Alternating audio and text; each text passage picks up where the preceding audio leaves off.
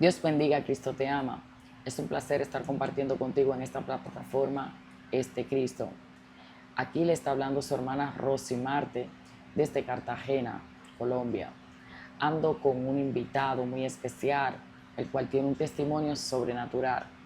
Y de verdad que voy a dejar para que él se presente. Para mí es un placer. Mi nombre es Cristian Camilo Pérez. Soy de aquí, la ciudad natal, Cartagena, Colombia.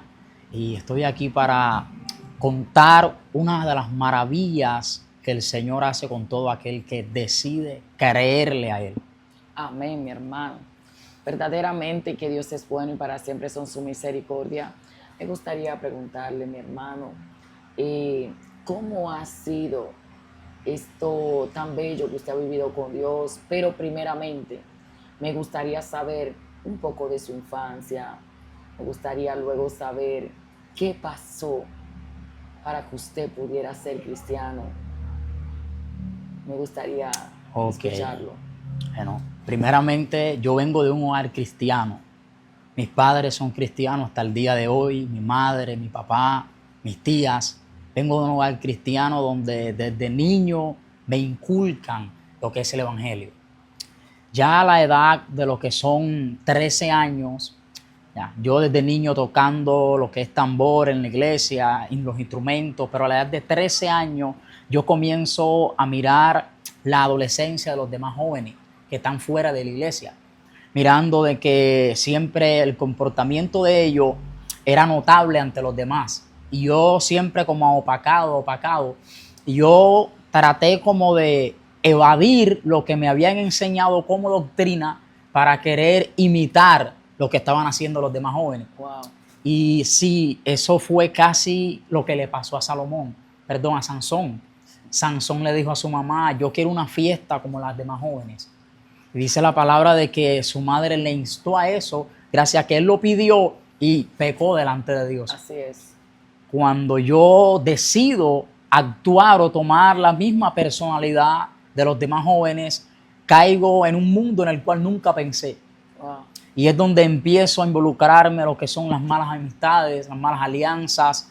Y como lo dice la palabra, que nosotros no podemos dejarnos llevar por aquel iracundo, porque no vayan a ser que las palabras del iracundo traigan a nosotros lazo y terminemos haciendo lo mismo que ellos. Así es. Y luego de eso, Pastora Roxy, caigo en el mundo de las drogas, ya a la edad de 15 años. Comienzo a consumir, mi mamá no sabe, mi mamá todavía sigue en la iglesia con mi papá. Y luego de eso, cuando mi mamá se entera y mi papá, entonces hay un conflicto en casa. Que ahora mi papá ya no me puede tener en casa porque tenemos dos hermanos míos menores, los cuales yo le estoy dando una mala influencia que no es la que en casa se ha dado. Wow. Mi papá decide hablar con mi mamá y decir, no, a Cristian hay que sacarlo, está trayendo muchos problemas, aparte de drogas, metido en pandillas, peleando. Entonces, mi mamá en calle, a mi mamá le decían, pero tú eres cristiana y ¿cómo es posible tener un hijo de esa manera? Ya, recuerdo que andaba con un primo mío que le decían a alguien el diablo. Señor. Y mi primo, cada vez que nosotros nos juntábamos, eso era algo tremendo en el barrio. Yo no podía ni siquiera sentarme en la terraza de la casa porque ahí me echaban la policía si me habían sentado en la terraza. Mucho conflicto, demasiado. Un día, cuando ya mis padres no pueden más, deciden sacarme de la casa, yo decido que me voy, pero antes de irme peleo con mi papá. Ese día llegué terrible, llegué a la casa muy drogado, muy borracho, peleé con mi papá. Yo estaba más delgado de lo que estoy ahora y lo alcé en peso. Wow. Y lo iba a tirarlo para la calle, vino la policía, bueno, me sacaron de la casa. Cuando me sacan de la casa, luego pasa un tiempo donde me voy para el pueblo, me traen de nuevo y le digo a mi mamá, bueno, yo decido internarme. Yo me interno. Cuando yo estoy en el internado, desde que yo llego la primera semana, yo no hablo con nadie. Ya tenía mi primer niño, el cual todavía ni siquiera yo había conocido, porque yo estaba internado. Recuerdo de que ya yo estando en el internado, mientras yo estoy allí, me empiezo a juntar con amistades que no conozco. Pero estas amistades, desde que se juntan conmigo, pastora, es algo muy lindo, porque yo estoy descarriado, pero nadie lo sabe. Ya. Y desde que yo entro al internado, las personas me dicen, todas las noches queremos que tú ores antes de que nosotros duermamos. Wow. O sea, me establecieron ellos me establecieron a mí un liderazgo en el cual nunca busqué, nunca pedí, ya estando yo descarriado. Es como si Dios me dijera, aunque tú no lo entiendas o tú no sepas para qué he llamado, de esta manera tú vas a comprender. Wow. Y desde ahí, desde el internado, ya pude mirar, observar que Dios tenía un propósito. Pero por encima del propósito yo todavía seguía herido. Ya me habían pasado antecedentes en el mundo, yo tenía deseos de venganza, quería salir de allí, pero había algo dentro de mí en el cual cuando yo estaba solo, yo meditaba y decía, yo siento que no nací para estar viviendo esta vida. O sea, algo dentro de mí me reclamaba. A tal punto que cuando salgo del internado, mi mamá cree que yo cambié. Resulta que cuando mi mamá sale un día para donde mi tía, ese día hay un conflicto con mis amigos y yo corro hacia allá. Cuando corro hacia allá de mis amigos, en medio de la problemática que había, yo me meto en la problemática. Yo ese día no iba a pelear, yo estaba vestido, acababa de arreglarme. Y en medio de todo eso hay un cruce de disparos. Y en ese cruce de disparos yo corro para un muchacho que tiene una pistola en la mano y se la quiero quitar. Y cuando yo corro para donde él, el varón suelta un disparo. Y ese disparo me da aquí, pastora. Ese no huele a pérdida del ojo. Aquí recibo un impacto de bala que al día de hoy todavía en los centros médicos no saben cómo la bala está ahí y ni siquiera perforó ni ha salido todavía. Wow. Poderoso. Tremendo.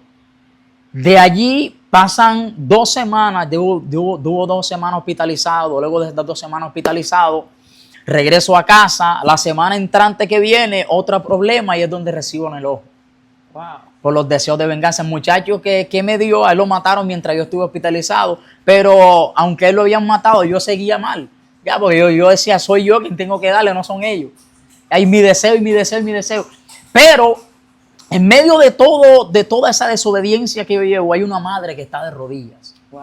Hay una madre que pese a mi desobediencia, a mi rebeldía, a que yo no quiero someterme a los principios del hogar, llega una madre que por encima de todo lo que ella vivió, vituperio en la calle que le decían, tu hijo es el diablo y tú en la iglesia lo reprendes y esto, y mi mamá se mantuvo. Recuerdo que mi mamá me testifica que ella se metió en 40 días de ayuno, reclamándome para Cristo. Recuerdo un día, ella no estaba en casa. Cuando ella no está en casa, yo escucho una voz audible. Sentado en la terraza, yo tenía una franela blanca y yo tenía una pantaloneta y estoy sentado en toda la terraza. Cuando estoy sentado en la terraza, escucho una voz audible que me dice, todos están muertos, yo soy la esperanza. Wow. Cuando yo, Lutunanzo, Leico. Cuando yo escucho esa voz literal en mi oído, yo corro para el cuarto, pensando que mami está, pero yo sé que mami no está. Pero esa voz me hizo ir al cuarto. Cuando yo voy al cuarto, no veo a nadie en casa. Me siento nuevamente, escucho nuevamente la voz. Ya todos están muertos, yo soy la esperanza. Hoy te llevo a mi iglesia y te cambio. De repente yo me paro de la terraza de la casa, camino hacia el baño, yo me baño, me cambio, me alisto, me pongo una mochila y en esa mochila yo meto algo con lo que yo andaba. Y arranco por una iglesia, no sé ni para cuál era que yo iba. Yo sentía que alguien me llevaba por aquí. Wow. Cuando yo llego a la iglesia, yo siento a Dios aquí fuera. Aleluya.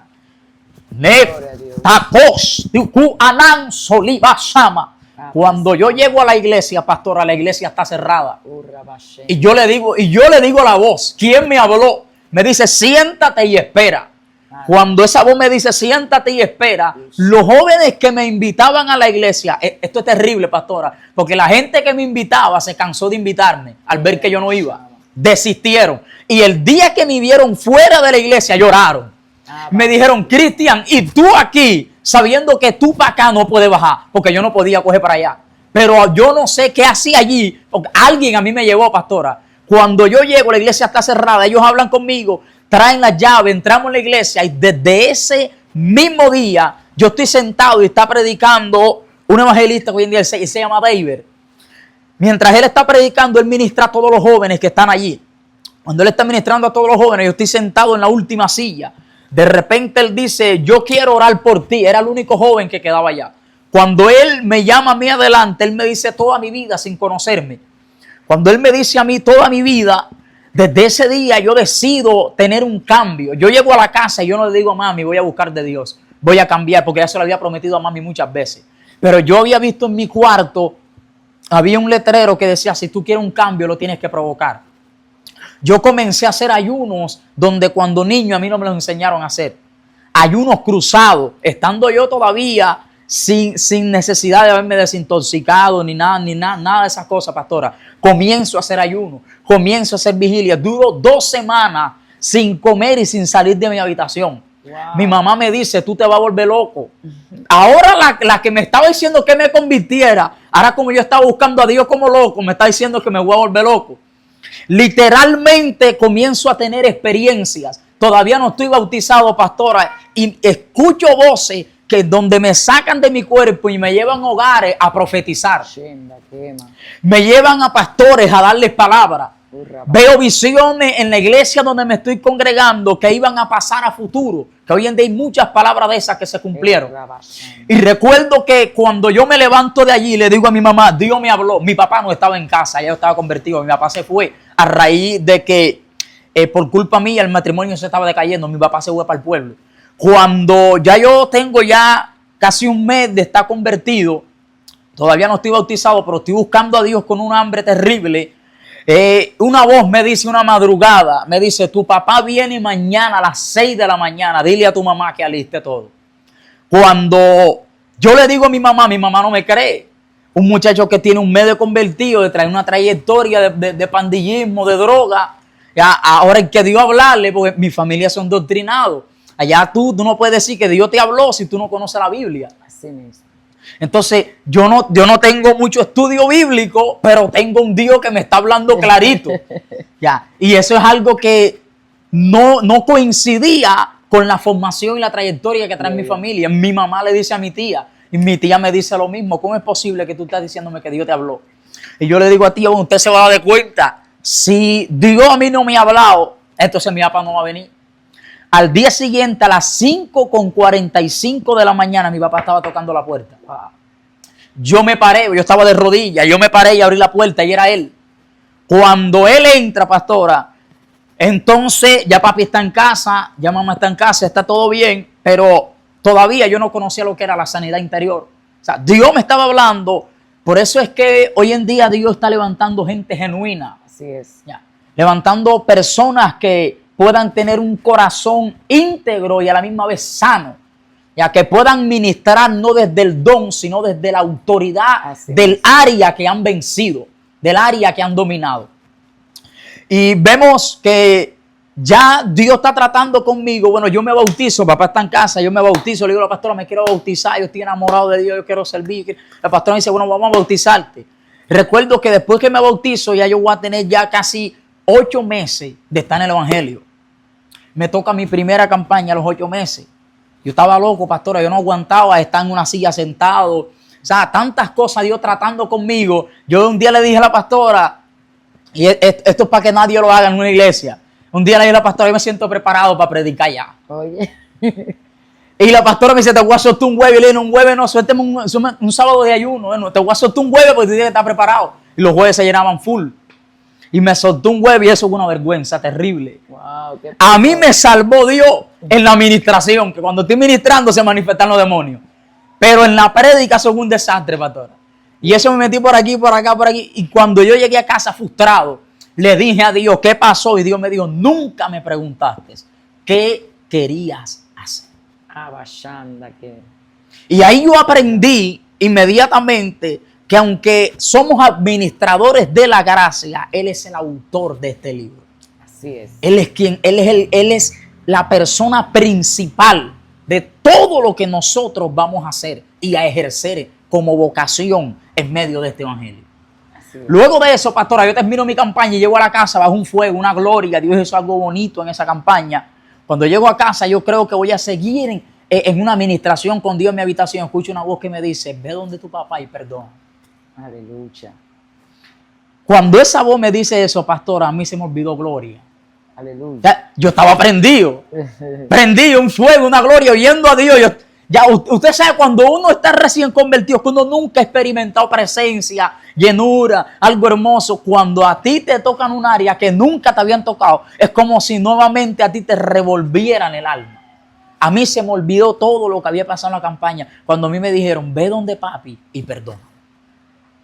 Yo me paré y me senté en la cama y me puse a meditar. Y empecé a dar vuelta de un lado para otro, en el cuarto. Tengo que perdonar a mi papá, pero ¿yo qué le he hecho? ¿Yo qué le he hecho a mi papá? Cuando yo estoy meditando en eso, Dios me pasa una película de todos los antecedentes